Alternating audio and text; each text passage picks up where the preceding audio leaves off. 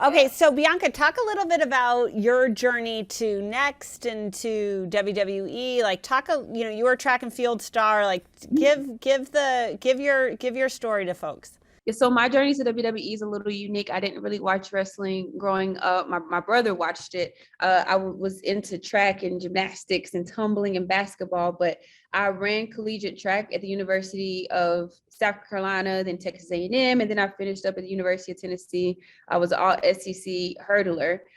And then, after college, I really missed that competitive atmosphere. So I found CrossFit. And that's where I really started to just blossom as the person that I was. I was wearing like big bows and sequins and Okay, tutus. you had a lot of attitude in your Yeah. CrossFit. And All right. I was really using like social media to like build a brand for myself before that was really kind of like a thing.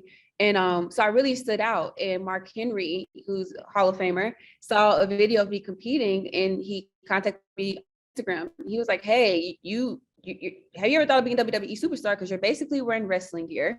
You're grabbing the microphone. You're basically cutting promos and you know how to captivate the audience. And I think you have what it takes. And so he said, I can get you a tryout, but you have to do the rest. But just go be yourself and you'll be fine. So it took me 2 tryouts. And I always say, I think that WWE, it found me and it's like my soulmate. And now, I never imagined myself being a WWE superstar, but now I can't imagine myself being anything but you're like, I was always supposed to be this. Completely. So I found my purpose. did you have the attitude when you were running track and field or no? I always had that flashy, attitude when I ran track and field because I love FloJo. FloJo was the best. Yes. Oh, and the nails. Oh my God. Nails, the outfits, the hair. She brought like fashion. She's like a supermodel on the track, Oh, and that's so funny. She was just like unapologetically flashy, and she just you were captive. Like she was captivating, and so I remember I have a picture of myself on the track at 5 years old. My mom kind of did it to me. I had lipstick on in like a one-piece outfit. And then when I was in high school, I used to have the long FloJo nails. Okay. I had a nail that curled like this and one that was like a lightning bolt. And I was the hurdler with the nails. So, and then I went to University of South Carolina where they were called the Gamecock Divas. So there it was all about, our coach was always saying, make sure you look good because when you look good, you feel good, you perform good. So all throughout my life, that was kind of like the motto. One of the things that I always think about, that I love about the WWE, is that if you have a big personality and you were a big athlete in college, really from any sport, like you could be a wrestler, you could be a gymnast, you could be a cheerleader, you could be a runner, doesn't really matter.